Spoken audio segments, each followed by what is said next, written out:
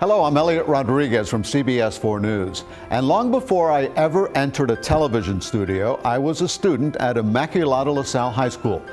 I was part of the class of 1974. I have cherished memories of my alma mater and thought it would be nice on this special occasion marking the 60th anniversary of our school to take a look back at its historic beginnings. On the belief that man is a creature composed of body and soul, created by God to know, love, and serve Him in this life and be happy with Him in the life to come, the Sisters of St. Joseph founded Immaculata Academy on September 1, 1958. The all-girls school was officially inaugurated by Archbishop Hurley and the Reverend Mother Anna Maria from the Sisters of St. Joseph. The Academy was named Immaculata in honor of the Blessed Virgin Mary under the title of her Immaculate Conception. 138 girls in 10th through 12th grade were accepted with Sister Marie de Lourdes as principal. On September 2nd, and still under construction, the school opened its doors with only 3 classrooms and half-day sessions.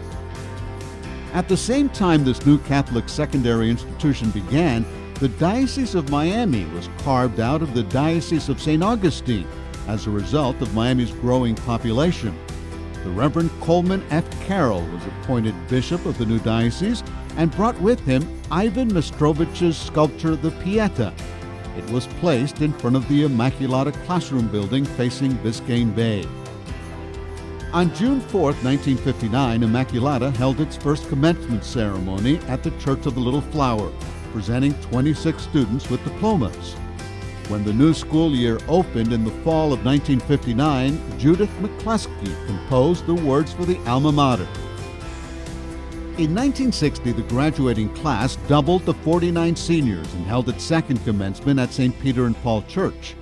But then, a few days after beginning the new school year, Hurricane Donna, a powerful storm with 128-mile-an-hour winds and up to 13-foot waves, struck the school and forced it to close for cleanup. By 1961, Immaculata had grown to 500 students and 20 faculty members. To look at the history of the Christian Brothers of Immaculata-La Salle, we begin in France.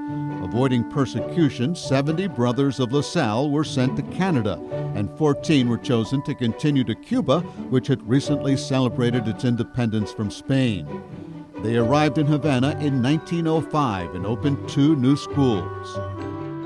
Over the next 56 years, the Christian Brothers of La Salle became the most important Catholic teaching order in Cuba, with 1 university and 23 schools throughout the island. But in 1959, the Communist Revolution brought disastrous consequences to Cuba.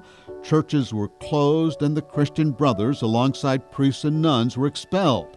More than 100 Christian Brothers arrived in Miami in 1961 on a Pan American Airways airplane chartered by the Scopetta Arca family.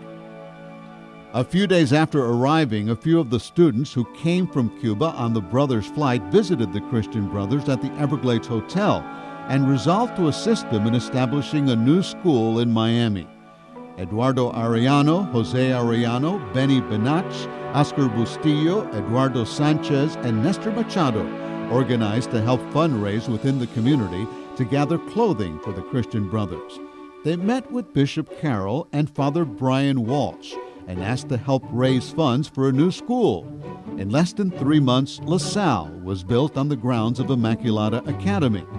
La Salle opened in September 1961 to 260 students under the leadership of the first principal, Brother Benjamin Roque.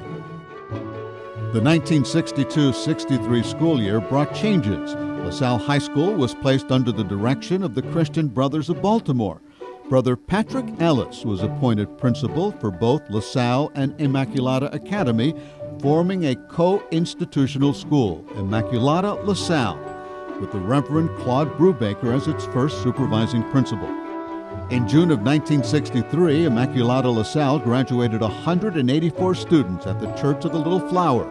1964 enrollment was 615 students. This also marked the year the Signum Yearbook was established. The metamorphosis of Immaculata-La Salle from small specialized academies to a co-institutional complex was accomplished thanks to the vision of Father Brubaker. He insisted that ILS pursue a vigorous course of competition and achievement in both academics and athletics.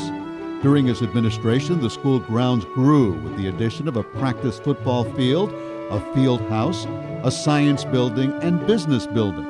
Not only did the grounds display the spirit of continuous growth, its greatest reflection was seen on the faces of the student body. Immaculata-La Salle was not the only entity experiencing growth during these years. The communities surrounding it grew as well. In 1967, Miami Auxiliary Bishop Agustin Roman spearheaded the establishment of a shrine to Cuba's patron saint, Our Lady of Charity, facing Biscayne Bay. Then, on May 8, 1968, Pope Paul VI elevated the Diocese of Miami to an archdiocese. The Miami province was created to include the dioceses of St. Augustine, St. Petersburg, and Orlando. In Miami, the Catholic population totaled 400,000, in 85 parishes serving 300 priests. In 1970, the Archdiocese of Miami officially merged Immaculata Academy and La Salle into Immaculata-La Salle High School. In 1971, Archbishop Carroll allocated the land for the shrine to Our Lady of Charity. To make room for the shrine, the Pieta sculpture was moved to Our Lady of Mercy Catholic Cemetery. Later in 1983, it was moved again to the new Archdiocese of Miami Pastoral Center Garden of Memories, where it remains to this day. 1974 saw the departure of the Christian Brothers. In 75, the school newspaper won second place among all Catholic schools in the state. It established the 8-year-old Royal Courier newspaper as the best school paper in the city. In 1980, Sister Elizabeth Worley was the last of the Sisters of St. Joseph to leave Immaculata-La Salle. 1984-85 marked the departure of Principal Rosemary Kemke. It was then that La Salle received its current administration. On June 1985, the Salesians of St. John Bosco assumed leadership of La Salle High School under the direction of Reverend Frank Wolfram. Throughout the rest of the 80s, 90s, and early 2000s, La Salle continued to make history. The Miami Heat made a deal to build a practice gym on the grounds of the school.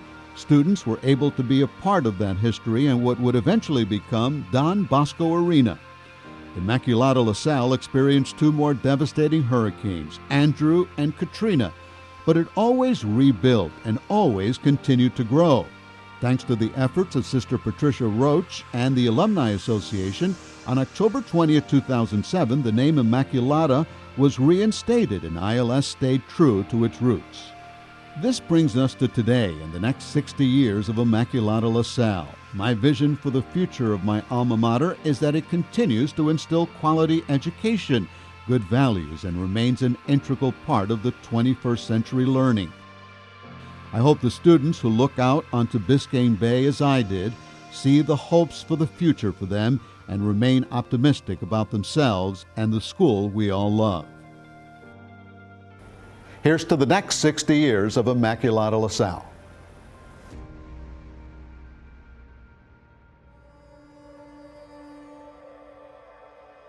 Hi, my name is Campos, and I'm a graduate of the class of 2012. My experience here at ILS initially started with a lot of fear. I came from a very small school. I didn't really know anybody else on campus. In fact, I knew one other person. But ILS allowed me to explore a lot of the passions that I didn't get a chance to discover at all really prior to coming to ILS. I was actively involved in campus ministry, varsity soccer, drama, and I held executive board positions for my class student council. All these opportunities were provided to me by a welcoming environment and walking these hallways and feeling that bay breeze. Hi, my name is Elena Capablanca and I attended La Salle High School in 2002.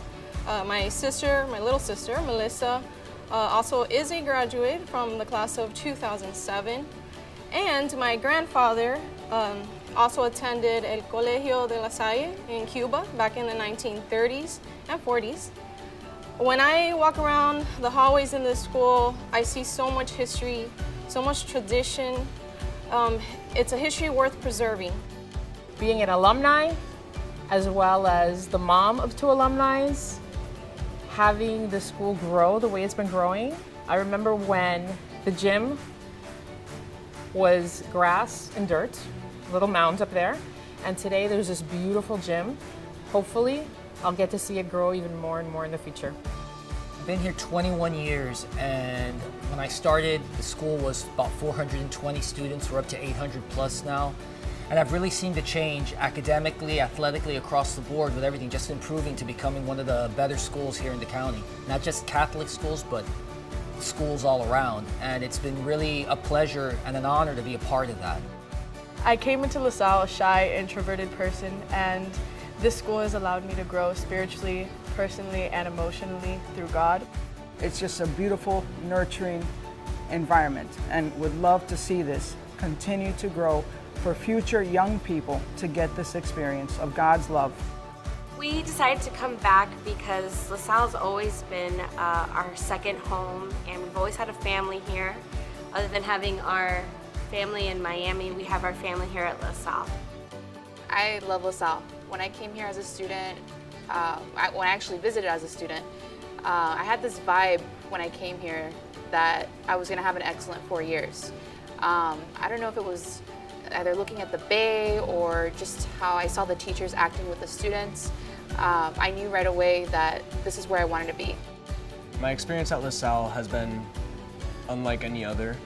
Before I went here, my middle school and my elementary school, which were both public, were never like this. This has been a completely different experience, and I feel like this has been just a huge family.